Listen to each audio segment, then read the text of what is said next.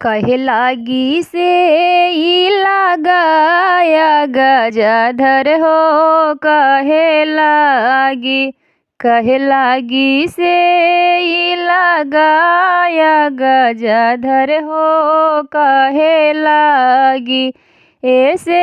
इला बैजनाथ हो, कहे लागी ऐसे इला बैजनाथ हो, कहे लागी पुत्र लागी से ई लगाया गजाधर हो, बेटी लागी ऐसे इला बैजनाथ हो, बेटी लागी ऐसे इला बैजनाथ हो, बेटी लागी।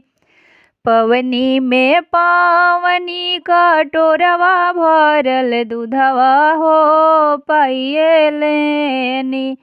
एकावन ऐसन पुतवा हो, पाइए लेनी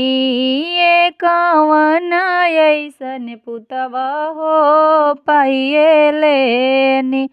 एकावन ऐसन बेटिया हो, पाइए लेनी एकावन ऐसन बेटिया हो, पाइए लेनी।